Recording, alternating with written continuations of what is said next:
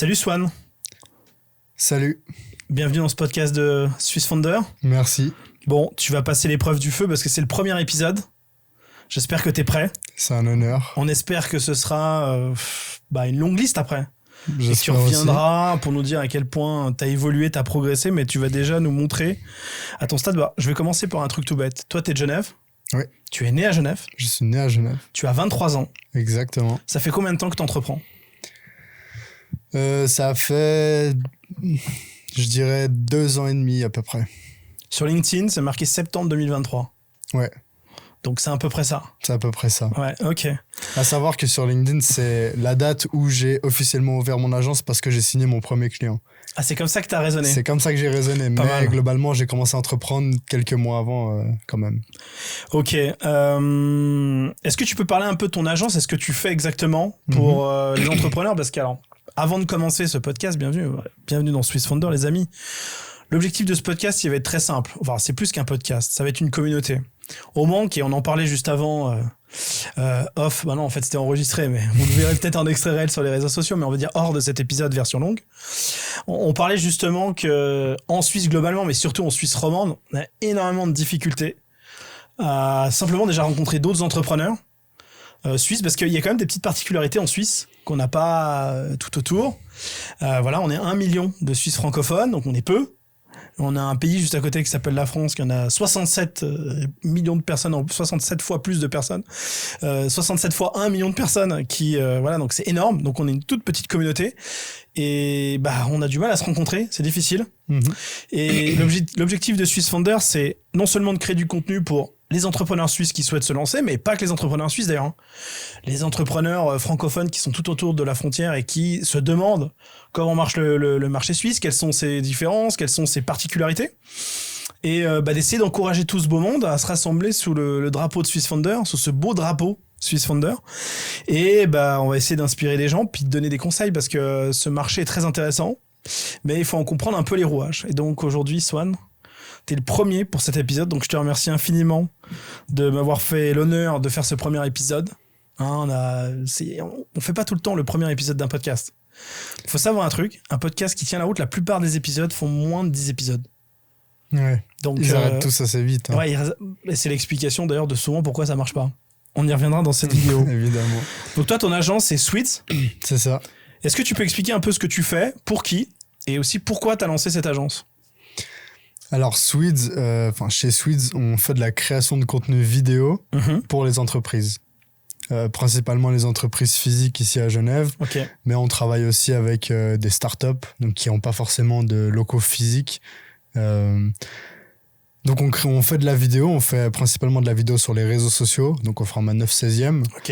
Et le but, c'est d'aider les entreprises à communiquer, à attirer de nouveaux clients, à avoir une présence en ligne qui est assez solide.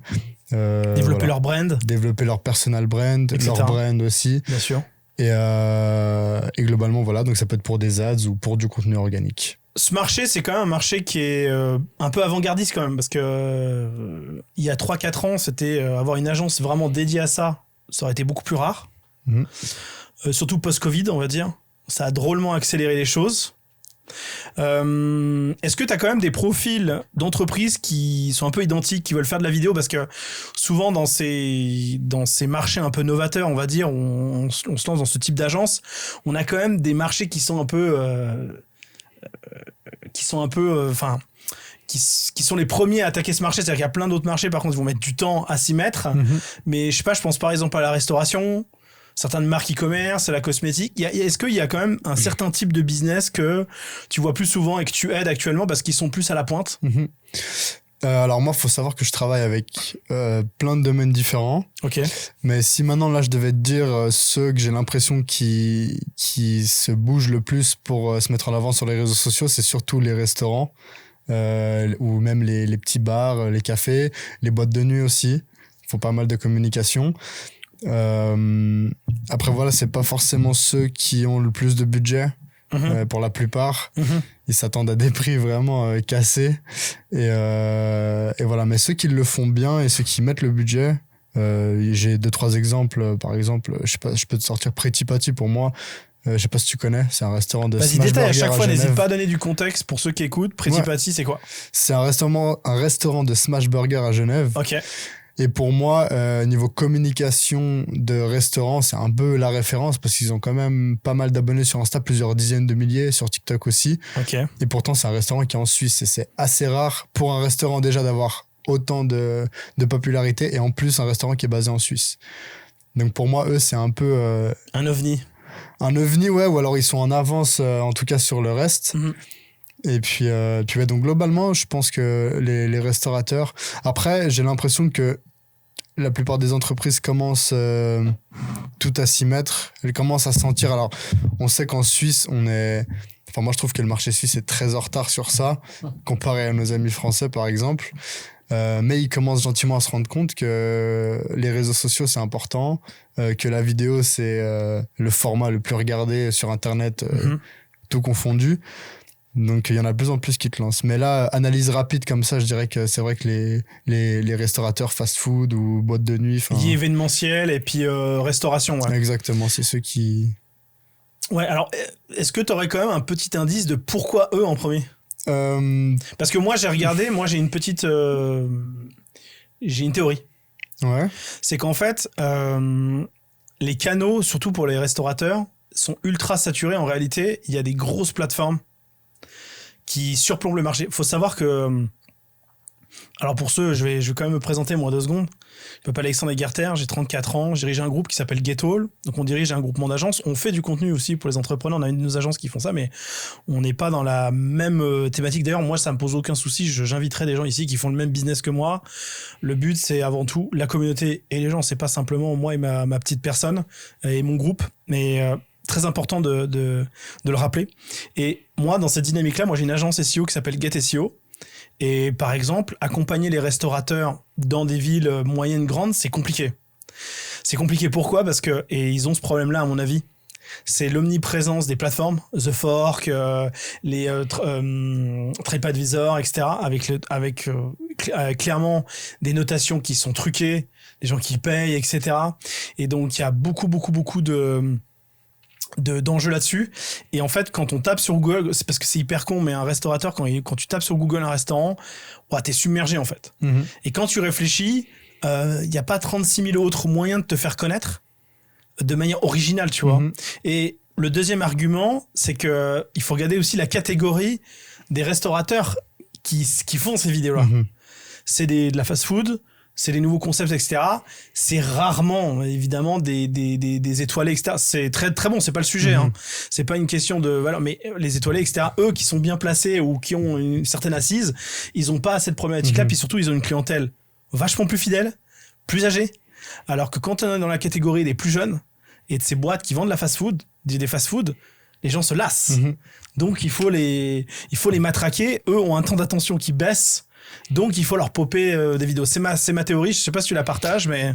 Je suis d'accord avec toi. Et puis aussi, il faut savoir que en Suisse, en tout cas, les restaurants, comme tu dis, étoilés, un peu plus premium, entre guillemets, ils ont pas envie de communiquer sur les réseaux sociaux. Pour eux, c'est pas une bonne marque de fabrique, en fait. Pour eux, c'est presque salir leur image. En plus, Surtout, ils sont suisses. Donc, en plus, ils sont suisses. Ouais. Alors, si tu leur parles en plus de TikTok, alors des fois, Instagram, ça va. Ouais. Mais TikTok, il y en a pour qui encore, c'est la bête noire et non, je veux pas. Et donc, c'est aussi une raison. Et puis, effectivement, eux, ils ont des bases qui sont ailleurs.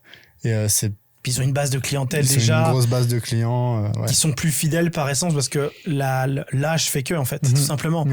Les gens qui ont des habitudes, etc. Alors que les plus jeunes, vas-y, on va tester le dernier burger, le dernier truc creamy, je sais pas quoi, faut que ça dégouline de partout, tu vois. Il y a ce côté-là aussi, on joue beaucoup, les bruits et tout ça, puis du coup, bah, on les matraque, quoi. Effectivement. Puis aussi, faut le dire, c'est aussi les plus jeunes qui lancent des nouveaux concepts. Et donc, eux, ils ont besoin, bah, ils ont tout à faire, quoi. Et on les connaît pas. C'est ça. C'est intéressant parce que tu as parlé de TikTok et d'Insta. C'est marrant, TikTok a toujours cette vision un peu... Mais il faut le dire aussi que c'est pas totalement faux. Pas totalement faux. Hein. Moi, je connais des créateurs de contenu. Ils me disent que globalement, les gens qui viennent de TikTok, c'est pas ceux qui achètent. Hein. Voilà, il y a un exemple qui me parle. C'est Antoine BM. Tu connais Antoine BM ou pas du tout? Antoine Blanco? Non, pas Antoine Blanco. Antoine BM, ça s'appelle Antoine Blanche-Maison. C'est quelqu'un qui est très connu dans le monde des infoproduits. Il te plaira beaucoup, je pense, parce qu'il s'adresse beaucoup aux créateurs de contenu. Donc, il y a des choses intéressantes à aller chercher chez cette personne. Antoine Blanche-Maison, comme il s'appelle, Antoine BM. Et lui, il est très intéressant parce qu'en fait, il avait testé une formule avec des réels juste après le Covid pour essayer parce que lui, il est beaucoup sur YouTube et ça marchait à balle sur Insta, ça marchait à balle sur TikTok. Personne ne laissait son email sur TikTok. Ou personne laissait. Alors, il y avait moins d'emails et in fine, il n'y avait pas d'achat. Les gens sur Instagram, genre, c'était 10 fois plus.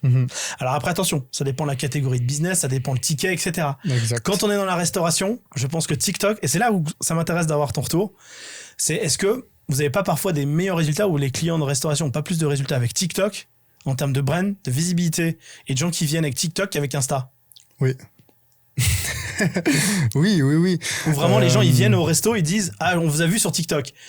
Alors, j'entends plus ah on vous a vu sur TikTok qu'on vous a vu sur Insta.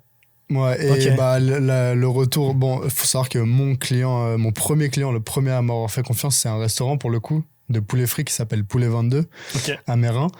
Et c'est vrai qu'il m'a dit plusieurs fois, il y a des gens qui viennent et me disent ouais, on vous a vu sur TikTok, on vous a vu sur TikTok.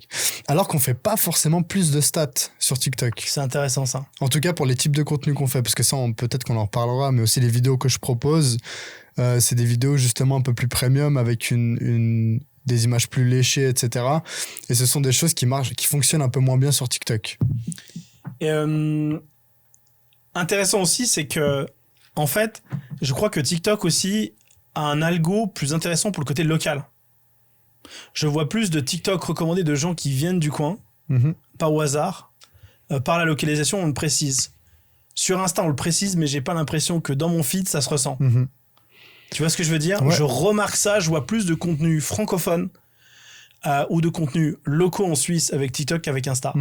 Et ça, à mon avis, ça joue aussi. Parce que si à stat équivalente, on a plus de gens qui sont vraiment localisés ici, ça change tout. Bon, après, il y a peut-être un autre truc, c'est que le coût par TikTok Ads est plus faible. Donc le ad spend, ce qu'on dit la dépense publicitaire sur TikTok, elle est plus accessible. Donc avec TikTok, il me semble qu'on a à budget équivalent, on a plus de couverture. Et il faut aussi savoir que TikTok est énormément utilisé comme moteur de recherche. Oui. Ma femme, elle cherche beaucoup de choses sur TikTok. Si on part dans une ville, je sais pas, dernièrement on est allé à Berne, elle a recherché les meilleurs restaurants de Berne sur TikTok, pas sur Google. Et c'est pas la seule à faire ça. En plus, elle a à peu près le même âge que moi, donc elle est pas de la génération au-dessus qui sont encore plus jeunes et qui ont sûrement encore plus ce réflexe-là. Donc ouais. Et puis sur Instagram, je trouve que c'est un petit peu plus compliqué de trouver des locaux. Exact. Sur TikTok, ça et de rechercher vite, tout court. Hein. Et de rechercher, ouais. C'est moins... Je saurais pas dire pourquoi, mais c'est moins intuitif. Et puis la recherche est moins bien faite. Ils le permettent moins, en fait. Ça, c'est moins permissif, en fait. Exact. TikTok, c'est un peu plus la foire, quoi. Tu peux faire un peu plus ce que tu veux, on va dire. C'est clair, ouais. Donc, c'est un peu plus... Non, mais ça, c'est clair que de ce côté-là, c'est différent. Puis surtout, Insta, je pense qu'ils veulent vraiment réserver pour leurs ads et Meta et qu'on passe par eux à balle. Ouais. Même sur leur plateforme, est un enfer. Hein, Mark Zuckerberg, si tu nous entends, évidemment tu nous entends pas et tu t'en fous parce qu'on paye quand même parce qu'on n'a pas le choix, mais ta plateforme c'est une aberration, on n'en peut plus. Ok, hyper intéressant. TikTok, Insta, donc majorité de clientèle restauration, etc. J'ai vu que tu avais fait l'école créa. Ok. J'y suis encore. Et tu y es encore? J'y suis encore. Ouh, intéressant ça. Tu y es encore pour jusqu'à combien de temps? Jusqu'à l'été prochain. Ok, t'es à quel niveau de... Je suis en année de bachelor là. Ok, magnifique. Ma question c'est pourquoi? On n'a pas besoin d'aller à l'école pour ça. Moi j'ai pas eu de diplôme, j'ai pas eu besoin de faire tout ça. Ouais. Bon, elles n'existaient pas. Et justement, c'est pas... Enfin... Est-ce que ça t'apporte vraiment? Je suis sûr que oui, parce que moi pour plein de raisons, je répète à beaucoup de gens qu'il faut faire des études, il faut faire un minimum. Très sincèrement, moi je suis l'exemple complètement inverse. Et ça n'a pas que des bons effets. C'est bien d'avoir une base. Mais est-ce que tu trouves ton compte, toi, dans l'histoire, ou c'est un badge? Parce qu'après, il faut le dire aussi, hein, école créa ou d'autres écoles, même des écoles de commerce en France, tu prends HEC, t'as HEC, il y a certains jobs dont tu as accès, d'autres tu n'auras pas accès. Et tout de suite, c'est un salaire de ouf, etc. Mais quand on est entrepreneur? Alors, moi, il faut savoir que je suis de la team YouTube University. C'est-à-dire que pour moi, tu peux tout apprendre par toi-même et sur Internet. En tout cas, pour la plupart des business, évidemment.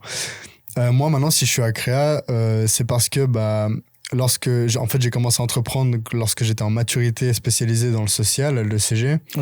Et puis, je me suis dit, je vais entreprendre, mais je sais pas ce qui me réserve l'avenir et il me faudrait quand même des diplômes pour être tranquille. On sait jamais. T'es quelqu'un de raisonnable. Et je me dis, au moins, j'ai cette sécurité, je serai plus tranquille.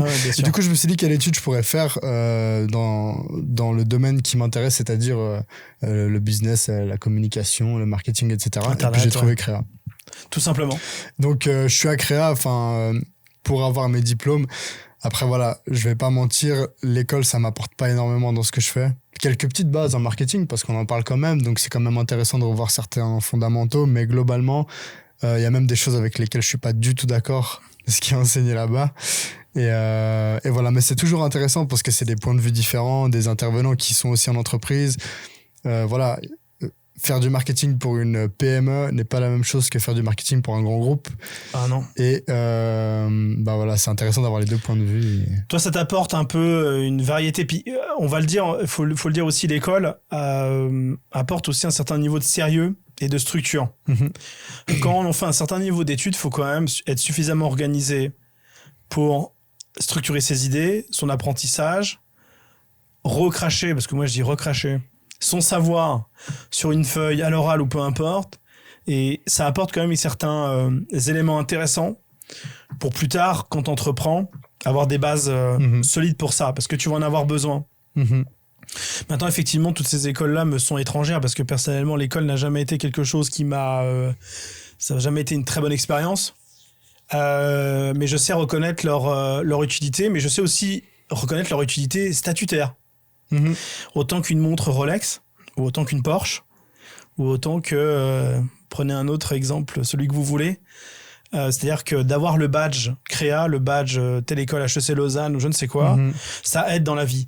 Tant pis si c'est pas très, méritocratique, c'est-à-dire oui, t'as un badge et ça y est, t'as des ouvertures que les autres n'ont pas, mais on s'en fiche, peu importe, ce qui compte c'est le résultat.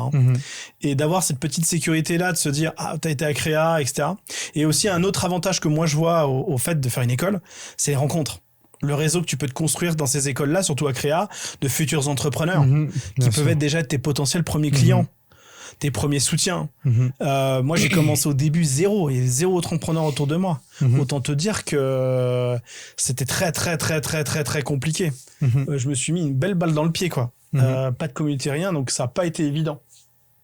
Et d'ailleurs, tout ça n'y est pas étranger. Si je développe tout ça, c'est de développer aussi un capital de création de contenu, de visibilité. Parce que même quand t'es entrepreneur à mon niveau, que t'as pas fait ces écoles-là, moi j'ai pas un niveau de connaissance entrepreneuriale, c'est pas si énorme que ça. Et tous ceux qui ont fait des écoles, par contre, je les connais, ils connaissent des dizaines et des dizaines d'entrepreneurs qui peuvent réactiver 10 ans après. Et en plus, surtout, quand on est à l'école comme ça, on est dans des âges pivots où on se fait des vrais potes, des vraies amitiés qui sont hyper difficiles à reconstruire plus tard. Quand t'auras 30 ans, ce qui est mon cas, faire les amitiés à 30 ans, c'est pas la même chose que les faire à 20, c'est pas la même chose que les faire à 10. Et c'est fou, à 10 ans, comme on peut faire des amitiés qui sont très très fortes et à vie, elles vont rester gravées, et à 30 ans, elles peuvent être longues, difficiles, avec de l'intérêt derrière.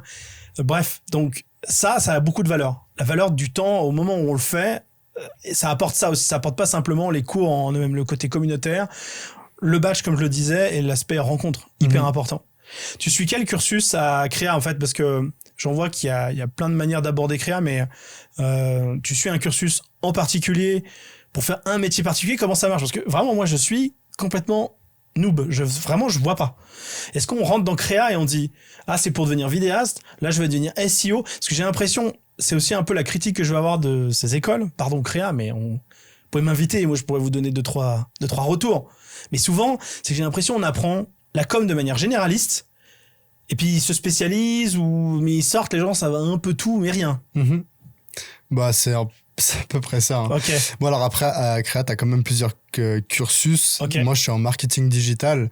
Mais t'as la DA, t'as le marketing de luxe, le web développement, si je dis pas de bêtises. Code informatique, etc. Ouais. Exactement. Il y a de l'IA? L'IA est un peu... En fait, l'IA, c'est plus des conférences qui vont organiser des conférences facultatives, mais il n'y a pas de cursus IA, non. D'ailleurs, c'est horrible. Je vois pas mal de conférences IA dans Genève et compagnie quand je vois les intervenants. Mais c'est le problème, c'est un truc nouveau. On est en Suisse, mais c'est facile. Les mecs qui débarquent avec leurs gros sabots, ils me font trop rire.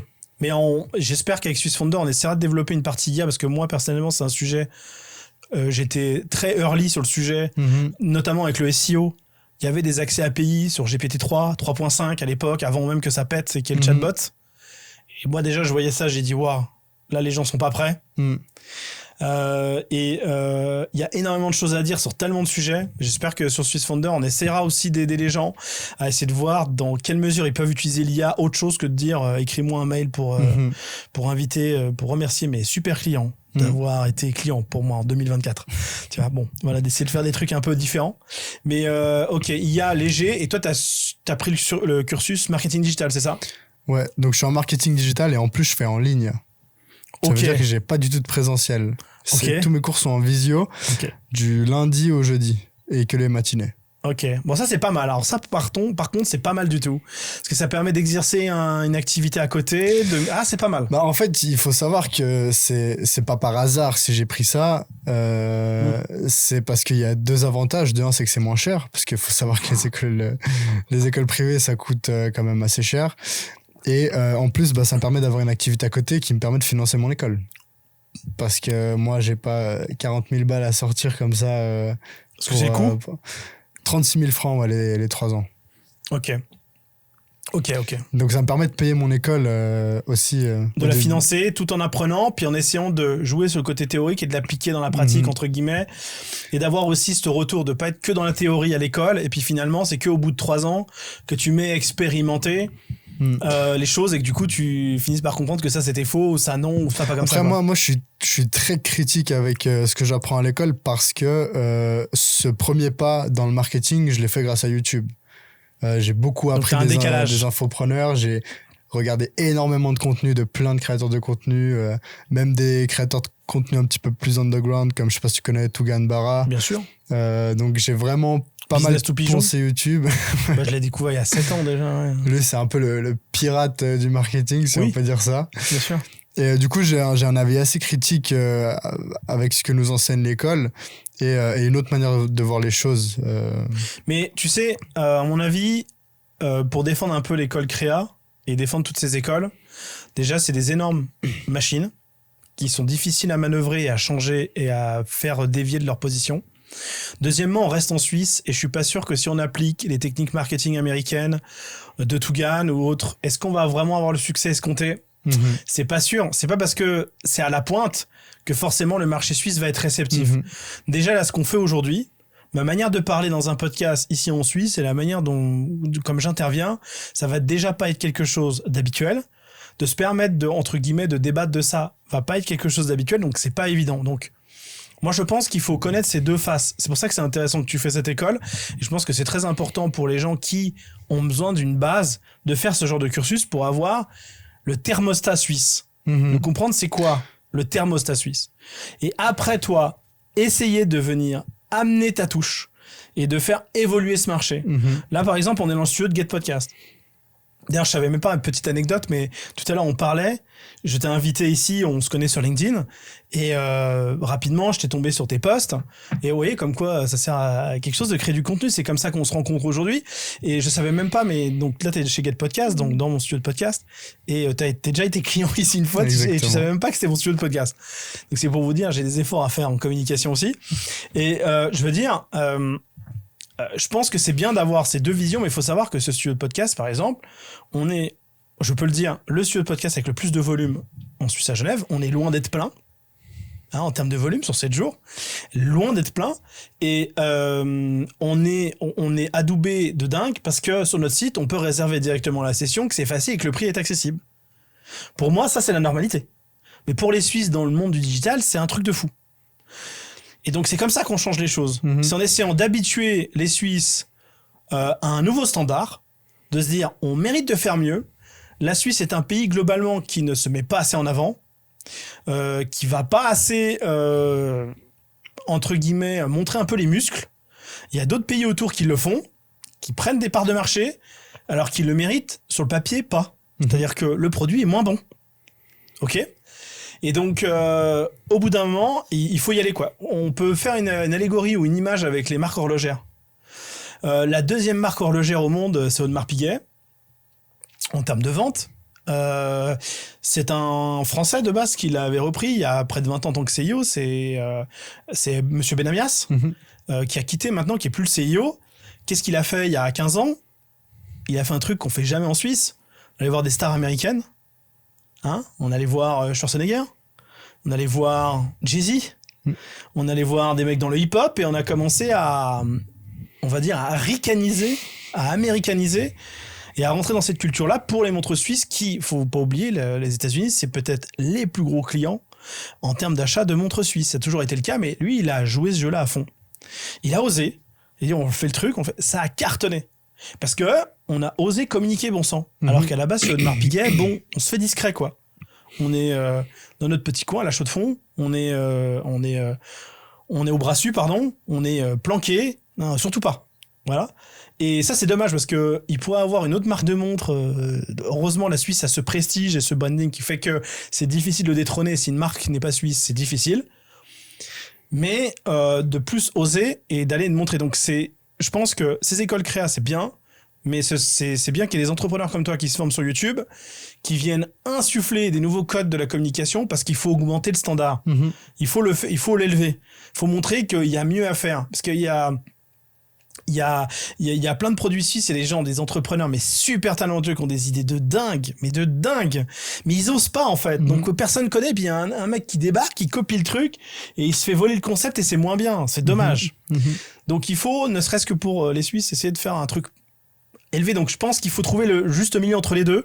Parce que si on va trop loin de niveau marketing, je pense que les Suisses n'y répondent pas. Ouais. Les Américains vont répondre, mais le problème, c'est qu'on vend pas à des Américains. Non, je suis d'accord avec toi. C'est clair d'avoir, de quand même avoir cette connaissance de la Suisse et du marché suisse et d'avoir un certain équilibre. Mais effectivement, ceux qui prennent des risques ici, entre guillemets, souvent ça fonctionne très bien, quoi. Et justement, avec le PDG d'Audemars, qui en plus, Audemars Piguet, c'est une marque très premium, très luxueuse, très forte. Ouais. Prendre le risque d'aller s'associer à une image en plus des rappeurs américains, c'est quand même pas le même monde, etc. Mais au final, ça a cartonné. Et puis, il y a plein de Suisses qui sont clients de ça. Et voilà. Bon, voilà. Créa, donc comme ça, on aura fait leur pub. Et pour le coup, moi, j'encourage vraiment les gens, pour ceux en tout cas qui ont besoin d'un support de base et toute une structure. Voilà, on n'est pas obligé d'être une tête brûlée comme moi et d'y aller YOLO, parce que ça a aussi des conséquences. Et ne serait-ce que pour tous les points que j'ai mentionnés, le badge, statutaire, la communauté, donc profitez pendant que vous êtes à l'école, les gars, rencontrez du monde, prenez les LinkedIn, les WhatsApp, les trucs, allez-y, faites du contact. La structure de base, parce que l'école, n'empêche, apprend à s'organiser, à délivrer une pensée, à machin et tout. Et déjà ça, c'est déjà quelque chose de très positif. Et quatrième élément, la température de ce qu'est le marketing en Suisse.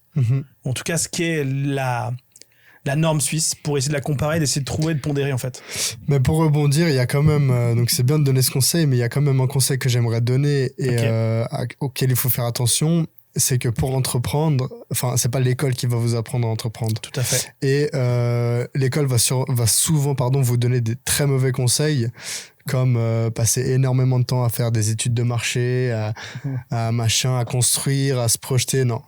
Pour moi, si tu veux entreprendre, il faut aller confronter le marché le plus vite possible pour te prendre des claques et des feedbacks. Il n'y a que comme ça que ça marche. Le vrai business plan, c'est de se confronter au marché. Exactement. Il faut être dans l'action directement et confronter le marché. Et ça, l'école t'apprend pas à le faire. Et pire encore, elle te conseille le contraire. Donc, voilà. Conseille la sécurité. Elle conseille la sécurité, elle conseille de passer des mois sur un business plan, sur une étude de marché, faire le SWOT, tout le bordel là. Alors que c'est pas comme ça que ça fonctionne. Alors après, bien évidemment, ça dépend des types de business. Est-ce que tu penses que c'est pas dur en fait pour une école de conseiller l'inverse? Bah évidemment. C'est ça en fait. Évidemment que c'est dur de conseiller l'inverse, c'est clair. Dans les écoles qui vont faire un peu l'inverse, par exemple, tu vas avoir l'école 42 en développement informatique de Xavier Niel, qui a développé d'ailleurs une école à Lausanne. où en fait, on prend des gens, on sait même pas s'ils savent faire du code ou pas, on leur donne des iMac, et puis bon, bah, démerdez-vous. Et grosso merdo, vous devez passer chacune des étapes les unes après les autres, et on voit, quoi. Et là, c'est là où on voit que les gens se révèlent. C'est vraiment une approche qui est différente. Le truc, c'est que je pense que malheureusement, la majorité des gens ne sont pas faits pour un modèle où on leur fait sauter dans le vide comme ça. C'est comme ça, et je pense que malgré tout, on préfère leur donner un peu de sécurité pour qu'ils se lancent, et qu'avec le temps, ils sont un peu moins peureux, et qu'après, ça évite la casse, voilà. Et puis aussi, il faut bien se rendre compte de qui sont les clients de ces grandes écoles. C'est pas les élèves, mais c'est les grandes compagnies qu'il y a derrière qui ont besoin de personnes compétentes. Pas des entrepreneurs qui prennent pas des risques. Pas des entrepreneurs qui sont têtus, qui prennent des risques et qui remettent tout en question. Ils ont besoin de personnes dociles, désolé du terme, mais c'est des personnes dociles qui sont compétentes, qui rentrent dans les cases et qui font le travail qu'on leur demande. Et moi, il n'y a aucun problème à ce que les gens soient dociles et qu'ils veulent vivre comme ça. Ouais, alors oui, on est des fois, c'est pas du tout une critique. Je le dis souvent, hein, on imagine que l'entrepreneuriat, c'est la liberté, forcément. Pas forcément. C'est même des fois le contraire. Des fois, c'est totalement l'inverse. On est prisonnier de son truc. Alors que quand on est salarié, en plus, on a la chance d'être en Suisse et d'avoir des conditions, je suis désolé, mais salariales qui sont exceptionnelles dans le monde entier, c'est inédit. Ouais, c'est clair, inédit. C'est ici, je suis désolé, je vais prendre une expression bien française, on a le cul bordé de nouilles. Ouais. Vraiment, très clairement. Donc ici, quelqu'un qui a un bon niveau scolaire, qui se débrouille, il peut bosser, ok, il bosse, mais il va bien gagner sa vie, il va pouvoir mettre de côté, il va pouvoir voyager. Et ça, des fois, c'est beaucoup plus libre que de lancer sa boîte, parce que on va y venir après sur le lancement d'entreprise en Suisse. Je répète très souvent que oui, on est dans un pays il y a un peu moins de tabou sur l'argent. Mais moi, j'ai une théorie, les Français aiment beaucoup plus faire de l'argent que les Suisses en réalité. Ils adorent ça, c'est juste qu'en France, il y a un complexe, voilà, un peu catholique. Les Suisses sont plus protestants, donc l'argent, c'est pas sale. En France, c'est sale, mais tout le monde adore ça. Bon, tout le monde adore ce qui est interdit dans un certain sens, c'est un peu logique. Mais on n'arrête pas de croire que c'est facile d'entreprendre en Suisse. Non, c'est pas si facile. C'est surtout interdit d'échouer, ou en tout cas, si vous échouez, vous allez en chier. Moi, je le sais, je sais de quoi je parle. Le régime ici en Suisse, c'est pas le même. Dès que vous avez des dettes, dès que vous avez des problèmes financiers, bref, embaucher quelqu'un, vu qu'il y a des bonnes conditions salariales, faut mettre le budget. Bref, c'est pas du tout le même environnement, donc il y a peut-être aussi pour ça qu'en fait, il y a encore moins de prise de risque. Parce que le risque est vraiment payé très cher. Plus cher qu'ailleurs. Avec une honte aussi qui va être collective. Aux États-Unis, t'as loupé 2 boîtes, tu en montes une 3e, tu le dis aux gens, ils disent mais ce mec, je vais l'embaucher, il a loupé 2 fois sa boîte. Il a tellement de choses qu'il va éviter. Tu vois ? La mentalité est très différente. Et voilà. Alors qu'en France, on dit, c'est qui cet escroc ? Bon, des fois, c'est pas faux. Mais on ne valorise pas ça. Et donc, quand on change de paradigme, voilà, c'est pas si évident. Donc, c'est pour ça qu'en Suisse, où être salarié, être docile, comme tu l'as dit, pour moi, ce n'est pas un défaut. Ne prenez pas ça comme quelque chose de négatif. Hein. Non. Des fois, être l'inverse de docile, c'est une prison, c'est un truc. Vous êtes sans cesse en train de devoir imposer votre autorité, votre leadership. Il n'y a jamais personne qui vient, entre guillemets, vous supporter, vous devez reposer que sur vous-même. Et des fois, c'est quand même épuisant, c'est quand même fatigant. Ouais, puis franchement, moi, j'ai un énorme respect pour parce que moi, je suis un entrepreneur. Je prône effectivement la liberté. C'est moi qui contrôle, je bosse pour moi. Mais avoir une carrière en Suisse, ça reste quelque chose qui est extrêmement intéressant. Comme tu l'as dit, on a des conditions salariales à un certain niveau d'études qui sont très correctes. On peut vivre confortablement en Suisse avec un salaire, avoir des vacances, voyager, pouvoir mettre de côté, se construire une belle retraite et globalement le faire sans trop de stress, quoi. Donc, c'est contrairement à nos voisins d'à côté où c'est un petit peu plus compliqué, même avec des gros diplômes en France, on gagne pas énormément d'argent. Voilà. C'est louable, c'est louable. Et c'est pour ça que aussi, je le dis, on n'a pas tant que ça d'entrepreneurs qui veulent ouvrir de boîtes en Suisse en règle générale. Enfin, les Suisses sont moins aptes à ouvrir des boîtes. C'est parce qu'en fait, le risque est, c'est moins intéressant. C'est ça. Le risque reward, il est discutable. Genre, il est vraiment discutable.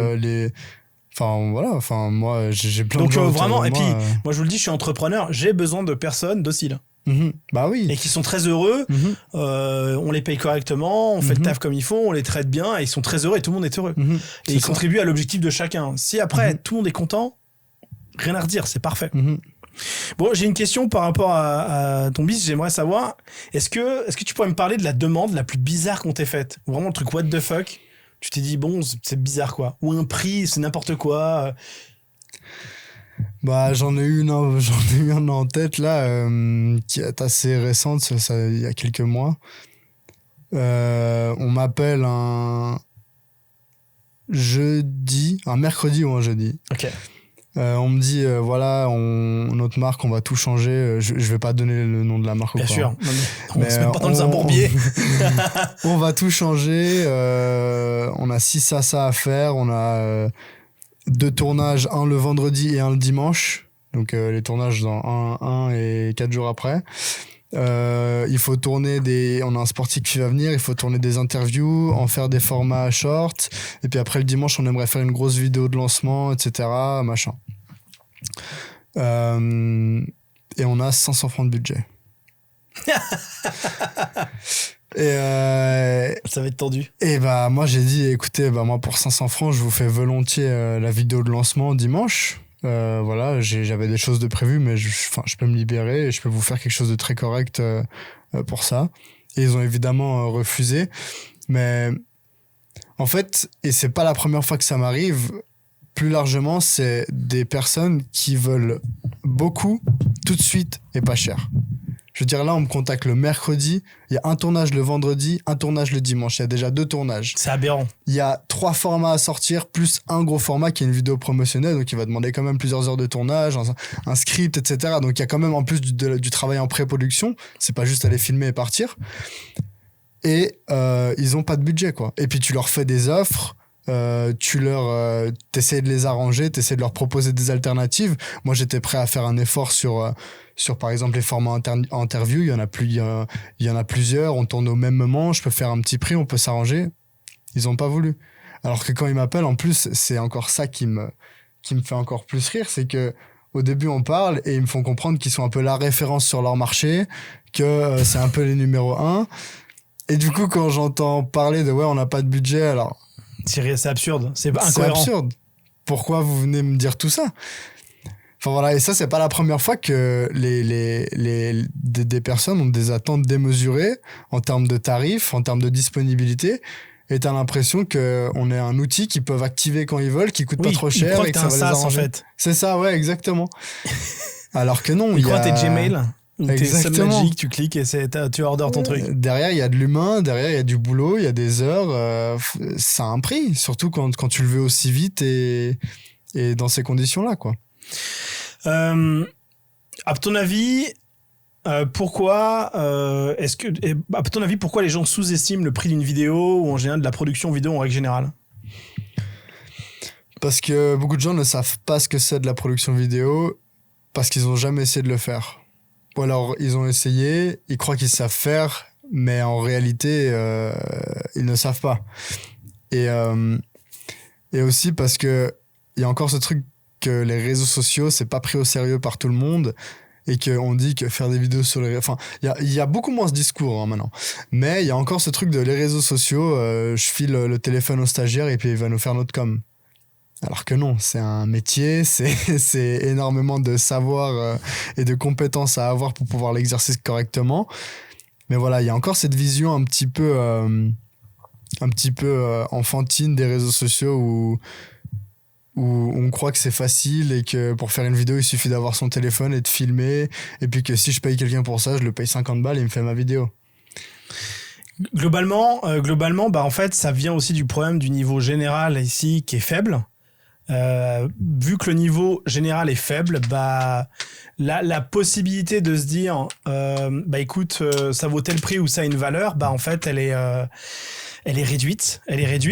Parce que oui, les gens ne comprennent pas en fait toutes les étapes. Moi j'ai eu le même souci avec mon agence web développement informatique qui s'appelle GetWeb. Et moi par exemple GetWeb est passé à une formule il y a 4-5 ans parce que j'ai eu une grosse perte sur une cliente. J'ai perdu 150-200 000 balles à peu près. Donc j'ai failli couler à cause de ça.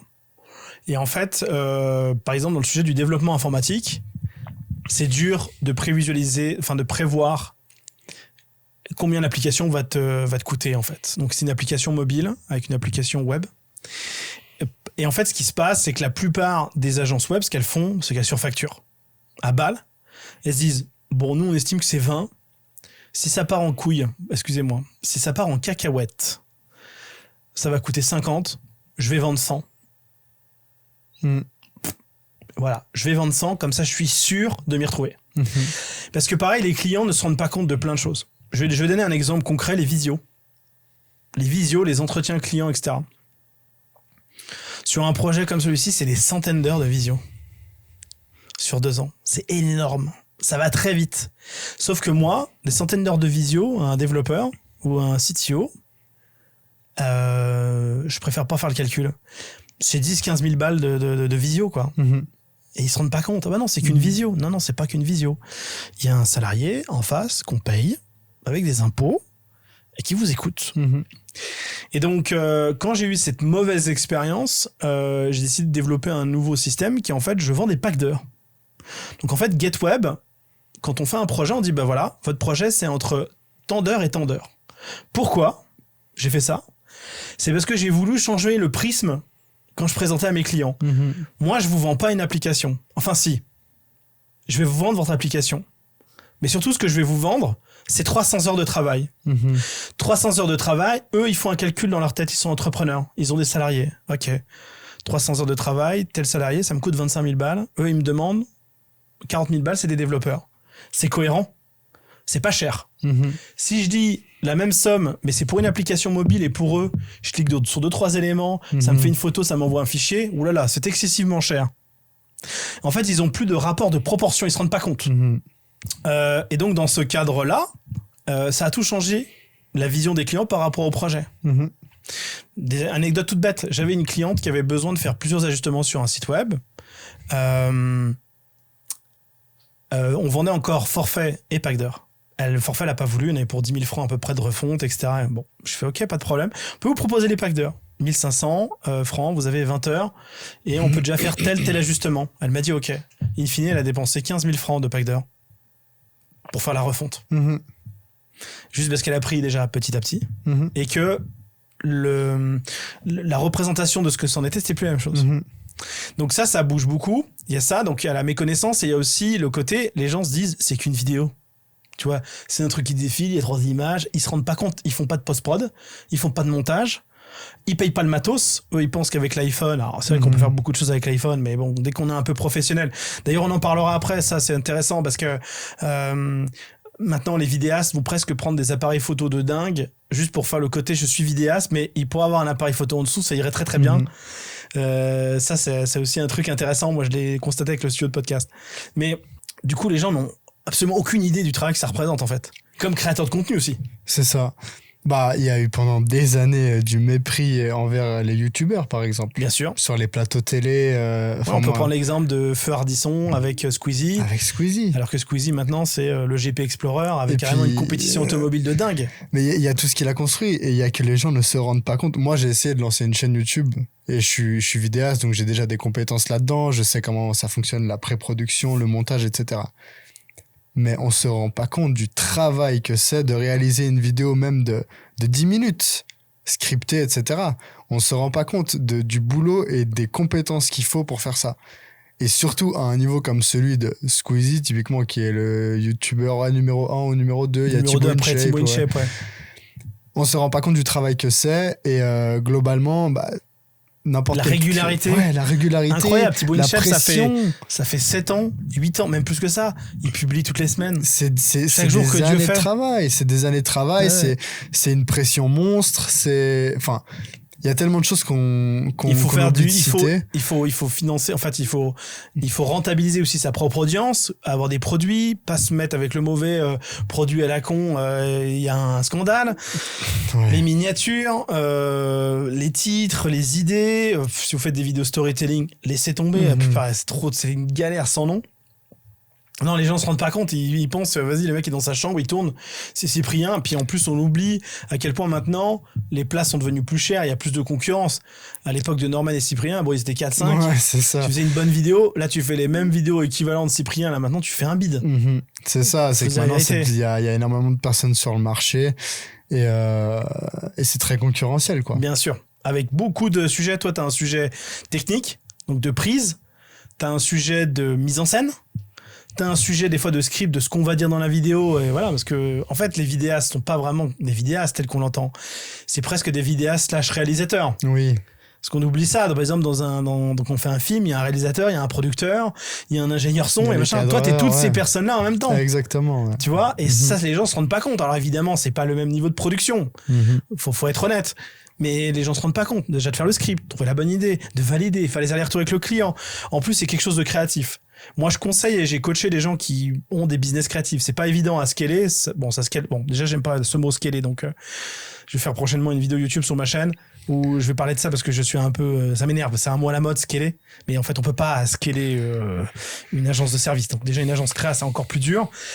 Mais grosso merdo, si on veut se développer, grossir, quand on fait de la créa, les allers-retours avec les clients, c'est infernal. C'est pas pour rien que dans ce genre de presta, en général, on limite les retours. Parce que sinon, le gars, s'il peut, il peut en faire 15 de retours. Avec tout l'amour qu'on vous porte, cher client. Pour ça, moi, je le fais pas.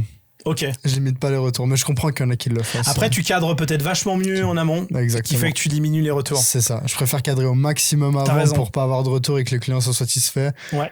Plutôt qu'il me fasse des retours et que je lui dise, bah là, ça va te coûter tant en plus.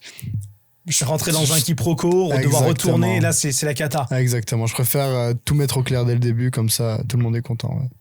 Donc pour la proposition la plus chelou, la plus bizarre, disons, globalement, c'est quelqu'un qui arrive avec un projet surhumain, genre c'est dans 2 jours, faut le faire, et avec un budget cacahuète, quoi. Et encore, je trouve que t'es assez arrangeant, je vois, au niveau des prix et tout, t'es cool, hein. Et je reste assez cool sur les budgets, j'essaie de l'arranger, etc. Je dois me libérer à des moments où j'étais pas libre, mais j'y arrive potentiellement. Et malgré ça, y a rien. Donc, voilà. Bon, aujourd'hui, si t'as quelqu'un qui débuterait dans la création de contenu, et surtout qui entreprend, qui est débutant, donc il n'a pas la possibilité de s'offrir les services de toi, Swan, qu'est-ce que tu lui donnerais comme conseil? Alors déjà, il y a 2 choses. Parce que la création de contenu, c'est globalement créer du contenu sur les réseaux sociaux. Mais je précise, création de contenu vidéo. Ok, vidéo. Mais par exemple, moi, j'ai une agence de création de contenu pour les entreprises, mais moi-même, je me considère pas comme un créateur de contenu. Pour moi, un créateur de contenu, c'est quelqu'un qui crée du contenu sur les réseaux sociaux pour lui et qui en vit. Comme un YouTuber. Il y en a qui font ça sur Instagram, il y en a qui font ça sur TikTok. Ok. C'est un peu le nom... Enfin, c'est un peu comme un influenceur, même si j'aime pas trop ce nom influenceur parce qu'il est pas mal connoté, sali. Ouais. Mais globalement, un créateur de contenu, c'est quelqu'un qui vit des réseaux sociaux pour moi. Moi, je suis pas vraiment un créateur de contenu. J'aide les entreprises à avoir plus de business grâce aux réseaux sociaux. Et donc, toi, tu as la notion d'ADS en plus qui est très présente. La notion d'ADS et autrement, en fait, mettre en avant une entreprise sur les réseaux sociaux, c'est très différent que de mettre en avant soi-même et notre expérience. Enfin, après, je sais pas, il y a énormément de niches sur lesquelles on peut créer du contenu, mais globalement, les gens veulent pas avoir de la pub, la plupart. Donc quand tu mets en avant une marque, il faut faire attention à la manière dont tu le fais, parce qu'il faut que ce soit sexy, il faut donner envie aux gens de regarder, parce que globalement, les gens, quand ils voient une marque, ils savent que derrière, il y a quelque chose à vendre. Donc il faut savoir capter leur attention, et c'est beaucoup plus dur de capter l'attention avec une marque que de capter l'attention avec une personne. Quand t'es une personne à part entière. Donc les conseils, du coup, ce serait plutôt pour être un créateur de contenu, pour vivre de la création de contenu ou pour créer du contenu. Je vais reformuler mon prompt. En fait, tu es un entrepreneur, ok, t'as envie de te faire connaître grâce à la vidéo, donc en l'occurrence, tu dois faire du format court sur les réseaux sociaux et sur YouTube. Techniquement, qu'est-ce que tu leur conseilles de faire pour débuter? C'est quoi le setup débutant qui devrait employer le plus simple pour toi pour se lancer? Un iPhone, mais c'est tout. Une lumière peut-être? Alors... et un micro? Une lumière à micro, c'est mieux. Ok, mais c'est faisable sans déjà. C'est faisable sans. C'est largement faisable sans. Un petit trépied quand même, voilà. Un trépied, c'est plus pratique. Oui, alors un trépied quand même, ouais. Ouais, trépied, je pense que c'est indispensable. Trépied, je pense que c'est peut-être le premier truc. Après l'iPhone, tu le mets en deuxième. Bah, En fait, moi je trouve que Apple sont les meilleurs dans la vidéo, mais bon, après ça c'est mon avis. Avec un Samsung Sur la photo, ça se génération. discute, mais sur la Sur vidéo. la photo, ça se discute. Sur la vidéo, non. Mais sur la vidéo, moi je trouve que ça reste quand même les meilleurs. Et surtout, il y a un truc, c'est que les réseaux sociaux, en fait, les contenus à l'iPhone fonctionnent super bien sur les réseaux sociaux. L'iPhone, dans sa manière de filmer, a une patte, a un truc hyper authentique qui fait que les gens sont plus curieux et font plus confiance à un contenu fait à Intéressant, l'iPhone. ok. Donc c'est pour ça que je conseille toujours un iPhone plutôt qu'un Samsung ou je sais pas. Mais globalement avec un iPhone, un trépied, parce que c'est un peu relou de devoir le poser sur une table, tu peux faire du contenu déjà. Tu peux faire du contenu. Après, Si on devait faire une tier list, tu sais, un top 5 du plus important, on met premier l'iPhone, deuxième je dirais le trépied, troisième je dirais le micro, quatrième la light, et en cinquième on mettrait quoi?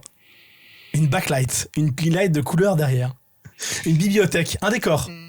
Je sais pas, moi je pense la cinquième, j'investirais dans apprendre à faire du contenu et apprendre... Un abonnement de ChatGPT. Un abonnement de ChatGPT ou un truc qui t'apprenne à storyteller correctement. Une formation ou des bouquins, ouais. C'est ça, à maîtriser les réseaux sociaux parce que techniquement t'as les outils pour le faire. N'importe quel créateur peut péter avec juste un iPhone, t'as pas besoin d'avoir un immense setup caméra. Une light c'est mieux, un micro c'est mieux parce que le son c'est hyper important. C'est avant la light même, parce qu'après en fait la lumière, on peut toujours tricher, c'est-à-dire par exemple la light, on s'enregistre au bon moment de la journée, en face d'une fenêtre, exact, et on est bon, on a le meilleur des éclairages. C'est ça. Et sur une vidéo de 10-15 minutes, normalement ça se couvre pas, on est bon, tu vois. Donc ça c'est jouable. Le micro, tu peux faire ce que tu veux. Au bout d'un moment, si tu veux améliorer la qualité, il faut un micro. Et là, maintenant, il y a des solutions. Genre, mais c'est incroyable. Moi, j'aurais tellement... Mais quand je vois maintenant, même par rapport à il y a 5 ans, il y a 10 ans, là, je regardais récemment les micros. Alors, si on pourra donner des petits conseils setup, mais moi, un micro, je suis DJI à fond. Ouais, pareil. Voilà, team DJI. Là, il y a les DJI Mini qui, même à l'unité ou avec le récepteur, à moins de 100 balles, t'en as un. C'est extraordinaire. C'est ce que j'utilise, le DJI Mic. Ah non, c'est pas les... Je sais pas si c'est les mini. Moi, j'ai les Pro DJI peut-être, Mic où tu 2. peux relier un lavalier. Oui, ça oui. C'est les gros avec mémoire interne. Ouais, exact. Ouais. Ok, bon. Mais ça, par exemple, pour le créateur, il s'en fout. Lui, il va avoir sa pièce de contenu, enfin, les deux ralliés sur son téléphone. Donc, pour expliquer aux gens qui nous regardent et qui nous écoutent, parce qu'évidemment, ce podcast est disponible en audio sur toutes les plateformes, Spotify, Deezer, Apple Podcast, Amazon Podcast, enfin, toutes les plateformes. D'ailleurs, n'hésitez pas à nous mettre une note 5 étoiles, donnez-nous de la force s'il vous plaît, et puis partagez cet épisode avec quelqu'un qui ça pourrait être utile, voilà, que ça le fera progresser. Mais pour ceux qui nous regardent en vidéo, parce qu'évidemment il y a ceux qui écoutent l'audio, pour ceux qui regardent en vidéo, vous voyez, en fait, on a sur les DJI, donc les micros DJI, en général, ils se sont inspirés des AirPods. Donc vous avez une boîte de rechargement, vous avez souvent un récepteur et un récepteur, 2 émetteurs. Les émetteurs sont les micros. C'est ça. Et en fait, ils sont rechargés dans un boîtier. Vous avez juste à prendre le récepteur. Vous avez votre embout spécial ancien iPhone ou nouveau ou Android. Exact. Hop, vous avez juste à vous brancher sur l'iPhone et genre ça marche. Ah ouais, on enlève le micro, on le place. Le micro, on peut le placer soit le pincer, soit le mettre aimanté sous le t-shirt. Moi, ce que je recommande perso, parce que ça fait filtre naturel s'il y a du vent, etc. Et ça se voit pas. Et genre, c'est prêt. On met le trépied, se met face lumière, c'est prêt. Et le son est incroyable. On peut régler l'isolation en plus du son derrière. Enfin, on peut faire plein de petits réglages incroyables. Ça a une autonomie de fou. Non, mais c'est extraordinaire. Et ça vaut moins de 100 balles, une pièce. Donc, vous créez un contenu, hop. Je pense que le micro, c'est hyper important parce que faut qu'on vous entende correctement. S'il y a de l'écho et tout, c'est chiant. Mais il est vrai qu'avec les derniers iPhones, notamment, si vous êtes suffisamment proche dans une pièce assez petite et que derrière, vous montez sur CapCut, par exemple, isoler le son, régler un peu le gain, mettre le truc, genre, vous avez presque l'impression qu'il a un micro en face de la bouche. Et si on veut jouer en mode radin malin, moi, j'ai un conseil. Vous prenez le portable du petit frère, de votre mère, de votre cousin, de votre pote qui passe. Vous prenez le mode dictaphone et vous prenez en mode micro comme ça. Ouais. Vous approchez pas trop proche. Après, vous avez des applications qui vous permettent de régler éventuellement le gain pour éviter parce que c'est un peu dur d'éviter les tapotements, etc. Et genre là, vous enregistrez vous enregistrez votre vidéo, puis après, sur CapCut, vous rassemblez les deux. Ouais. Non, je suis assez d'accord avec toi. Le Bon, son, c'est pas bien, là, on est en train de vendre un truc qui vaut pas cher, on va plus avoir besoin de toi. Ah non, mais... T'as pas peur? J'ai pas peur du tout, non.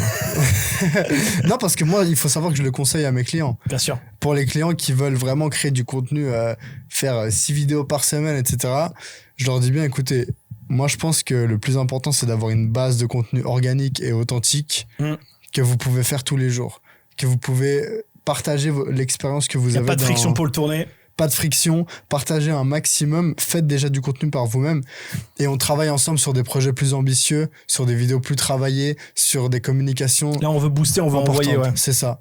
Parce que c'est important aussi, on reste en Suisse, on a envie d'avoir des images de marque qui sont propres, qui sont léchées, pardon, pour essayer de sortir du lot. Et pour sortir du lot, il n'y a pas photo, il faut quand même se creuser un petit peu la tête et puis c'est là peut-être que j'interviens. Mais je leur dis toujours, créer du contenu par vous-même, essayer de faire... Et en fait, aller au plus simple. Souvent, on va faire compliqué. Ils vont nous mettre des effets de tous les côtés, les effets automatiques CapCut.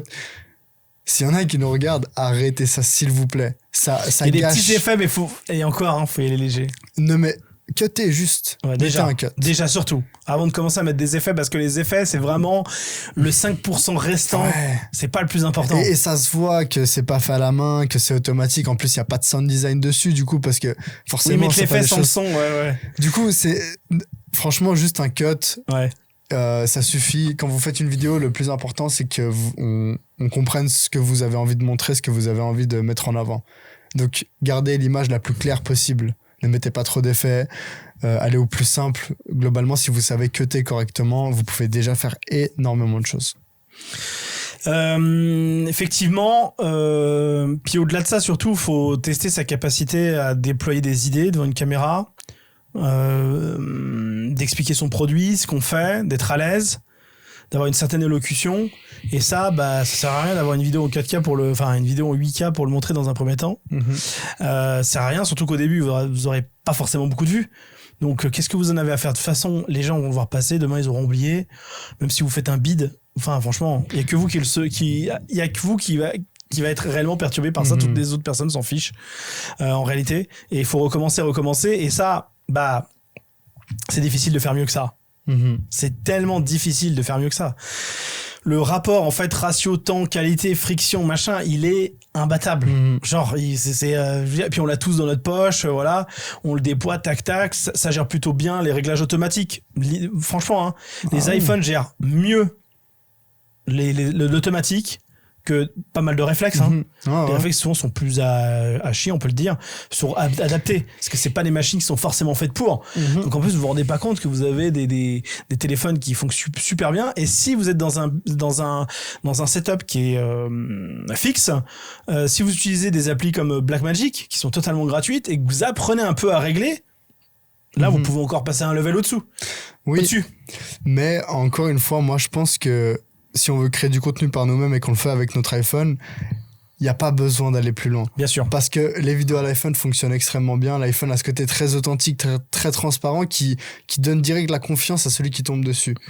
Donc, faites des vidéos avec votre iPhone et vous verrez que vous aurez des résultats et que l'iPhone c'est super intéressant et qu'il n'y a pas besoin de pousser plus loin.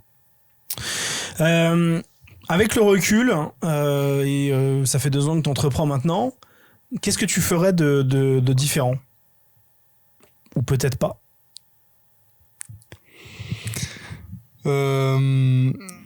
Peut-être que j'ai pas encore assez de recul, mais pour l'instant, rien. Tu trouves que c'est bien? Je trouve que c'est bien parce que... Après, moi, je suis pas quelqu'un je suis quelqu'un, je m'obsède vite pour les choses, mais je suis pas non plus hyper pressé. Ça veut dire que je fais les choses avec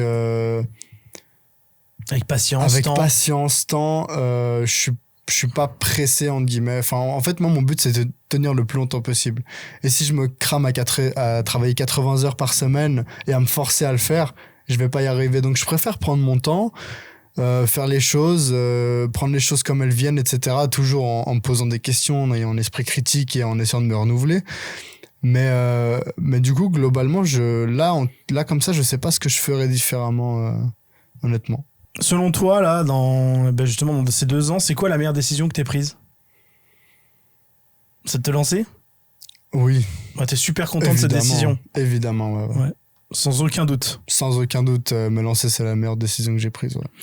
C'est quoi le projet dont tu es le plus fier? Bah, globalement, ce projet-là, je veux dire, dans les projets que t'as eu, plus projet client, disons. Lequel tu t'es dit, waouh, franchement, c'était chambé. Alors, un des projets dont je suis le plus fier, mais avec le temps, je commence à avoir quelques défauts, mais ça reste quand même un projet dont je suis très fier, c'est quand, je vais reparler de mon premier client. Poulet 22 ont changé leur direction artistique, et à l'occasion, on a fait une assez grosse vidéo pour ça. Et c'était vraiment super intéressant à faire, et le résultat final est vraiment cool. Donc ouais, je pense que ça, c'est en tout cas un des projets dont je suis le plus fier jusqu'à maintenant. Ouais. Tu bosses sur quoi en ce moment en particulier ? Un peu de tout comme d'hab, je veux dire. J'ai des clients assez variés, donc là j'ai de la restauration, j'ai de la start-up, j'ai de l'événementiel aussi pas mal. T'es assez plein là, globalement. D'ailleurs, tes canaux principaux qui font que tu trouves des clients, c'est recommandations clients, créa, LinkedIn, parce que tu fais un peu de contenu sur LinkedIn. C'est beaucoup LinkedIn. Ok. Ça a pris du temps, enfin ça prend toujours du temps, mais globalement j'ai quand même pas mal eu de LinkedIn. Après, c'est aussi beaucoup le bouche à oreille, les recommandations, et Instagram un petit peu aussi, moins. Mais Instagram aussi, ouais. LinkedIn, ça a été quoi ta stratégie pour essayer de te faire connaître et te développer ? J'ai pas de stratégie. Tu fais quoi ? Tu publies des exemples clients que t'as fait ? Alors, globalement, ma stratégie, c'est de montrer mon travail. Genre, je pense que c'est la base. Tout à fait. Enfin, personne va acheter chez moi s'ils savent même pas que j'existe. Donc, ce que je fais, c'est que dès que j'ai une nouvelle vidéo, je la poste, je fais une petite analyse, j'explique 2-3 choses, pourquoi j'ai fait ça comme ça, quel était l'objectif derrière. Donc, globalement, je communique pas mal sur les projets clients. Et puis après, de temps en temps, quand je suis inspiré, il y a des fois où j'ai vraiment envie de parler de certaines choses. Je vais faire des posts sur différents sujets qui concernent la vidéo, le business, l'entrepreneuriat, le mindset, tout ce genre de choses. Ouais. Tu sais que c'est intéressant, mais c'est quelque chose que j'ai entendu d'Oussama Hamar, pour ne le citer, mais il y en a d'autres qui le disent. C'est qu'en fait, il y a quelque chose qui est très important, c'est que globalement, les gens nous connaissent pas. Et en fait, ils s'en foutent un peu de notre avis sur beaucoup de choses. Les gens adorent ça parce que ils adoreraient qu'on partage leur avis ou qu'on les écoute pour ça. Mais souvent, les gens, on les écoute d'abord parce qu'ils ont fait des choses extraordinaires ou intéressantes. Et après, ils peuvent se permettre de donner leur avis. Mm-hmm. À moins que t'as un avis très clivant qui va à l'encontre de l'unpopular opinion. Exactement. C'est vrai. Bon, la plupart ça se traite de plus en plus parce que les gens savent que ça marche et du coup ils font exprès d'avoir un unpopular opinion. Et puis attention aux contre-effets parce que quand t'as un unpopular opinion mais que t'es un loser et que t'as rien à vendre, t'es juste un crieur qui fait le malin. Mm-hmm. Donc bon, c'est pas c'est comme au repas de famille, le mec qui a un peu trop bu qui commence à faire exprès de nous passer ses avis politiques un peu tranchés, genre pour essayer d'attirer l'attention, alors qu'il n'en croit pas un mot. Enfin bref, ça au bout d'un moment c'est vite et de plus en plus, parce que les gens voient les ficelles, même si ça marche toujours. Et globalement, voilà, il y a très peu de cas où ça fonctionne.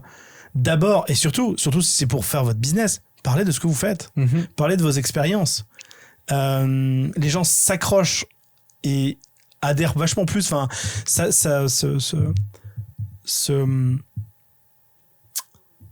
s'attendrissent beaucoup plus de quelqu'un plutôt que d'une marque ou de ses opinions. Vraiment quelqu'un qui raconte son parcours, qu'il a travaillé pour tel client. Enfin, ça paraît du contenu basique parce qu'en fait, on se dit que c'est pas sexy quand on aime créer du contenu, même si on n'en est pas un.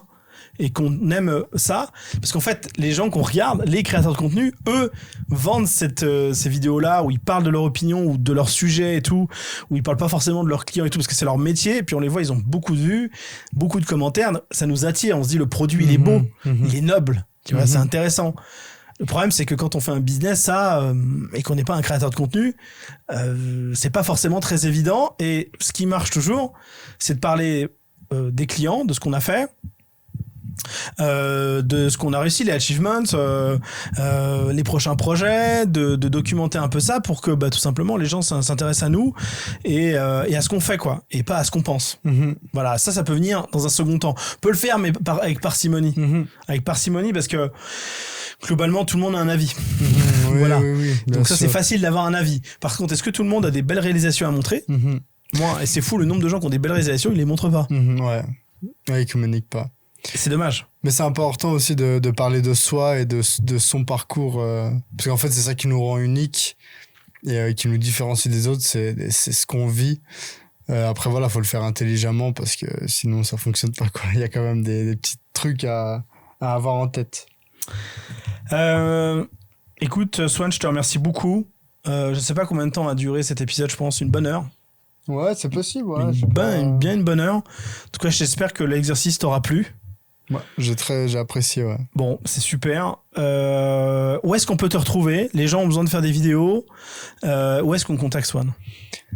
Alors, j'ai LinkedIn. On mettra le lien dans la description. Hein. Ouais, c'est gentil, merci. Dans les liens d'épisode, il y aura les liens pour retrouver Swan et le rajouter sur LinkedIn. Donc, il y a LinkedIn, Swan Floquet, ou sur Instagram, Sweetscom. Okay. Pour l'Instagram de la boîte, ou mon Instagram perso, c'est tiré du bas, Swanito. Est-ce que tu peux expliquer juste pour finir, pour qu'on comprenne, pourquoi ça s'appelle Sweeds? Alors, Sweeds, c'est la contraction entre Suisse, en anglais, SWI2S, et Vids, VIDS, vidéo au pluriel. Pas mal. Ça donne Sweeds. Sweeds. Et en plus, il y a le côté Switzerland.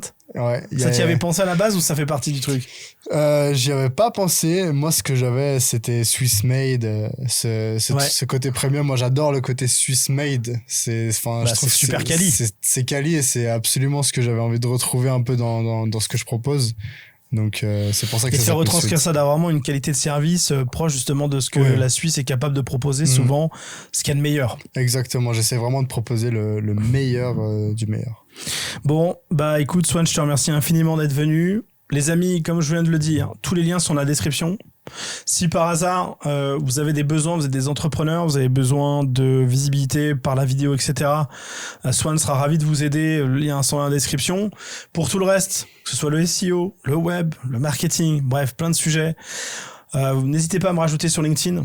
D'ailleurs, Alexandre Aguerta sur LinkedIn. Pareil, les liens sont dans la description. Enfin, nous, il y aura un seul lien en particulier où il y aura toutes les agences, tout ce qu'on propose. Et vous avez tous les liens WhatsApp pour contacter les fondateurs, les CEO des agences en question pour directement proposer leurs besoins. N'hésitez pas à leur dire que vous venez de ma part. Ils vous feront un petit prix. Parce qu'il faut pas croire, ils sont durs en affaires. Même si je leur dis, les gars, tous ceux qui viennent du podcast, faut être sympa quand même. Ceux qui sont les Swiss Founders là, qui nous regardent, c'est pas n'importe qui. Surtout ceux qui nous écoutent jusqu'à ce moment-là. D'ailleurs, il faut mentionner là une personne pour qui sont sur YouTube là, qui nous ont regardé jusqu'au bout. Il faut dire un mot-clé qu'ils mettront en commentaire. La personne qui mettra le mot-clé en commentaire, la première personne, je lui offre 2 heures de studio ici, gratuitement, avec montage. D'une valeur de 600 millions de francs. Un beau cadeau. Euro million. Donc, tu choisis le mot, non? Je crois c'est 200 et quelques francs. C'est très accessible, mais bon, ça peut aider les entrepreneurs. Vous avez envie de tourner ici, vous pouvez tourner des ads, vous pouvez tourner du SEO, vous pouvez tourner des vidéos YouTube, vous pouvez tourner ce que vous voulez. Voilà, vous venez avec votre setup, vous pourrez réserver, on vous filera un code promo. Quel est le mot que tu voudrais qu'on mette en commentaire? Quelle est selon toi, c'est moi qui pose la question, quelle est selon toi la compétence à avoir pour un entrepreneur? La compétence numéro 1? Ouais. Il y en a plein évidemment, mais une. Moi je dirais que la première c'est la résilience. C'est exactement ce que j'avais en tête. Alors résilience, c'est un très bon mot. C'est fait. Donc les amis, la première personne qui met en commentaire résilience qui est arrivée jusqu'ici, je vous offre 2 heures de studio chez Get Podcast. Après, on prendra contact avec vous et vous viendrez nous rendre visite. Voilà. Merci les amis. C'était le premier épisode de Swiss Founder. On vous remercie infiniment pour votre fidélité. Ah oui, et autre chose, il y a encore un autre lien. Je suis désolé, il y a 1 milliard de liens, mais c'est comme ça. C'est un annuaire ce podcast. Vous aurez un lien aussi pour vous abonner à la newsletter pour recevoir les épisodes en avant-première et aussi le rappeler. Swiss Founder, le but c'est de créer une famille, c'est de créer une communauté d'entrepreneurs suisses, d'essayer d'enfin de se rassembler tous ensemble et de se serrer les coudes. Donc laissez votre email, on va pas vous spammer, vous inquiétez pas, vous n'allez pas recevoir des pubs bizarres. On vous communiquera les nouveaux épisodes et éventuellement les événements qu'on organisera avec Swiss Founder. Évidemment, Swan sera là. Évidemment. Les amis, merci à tous et à la prochaine pour un épisode de Swiss Founder.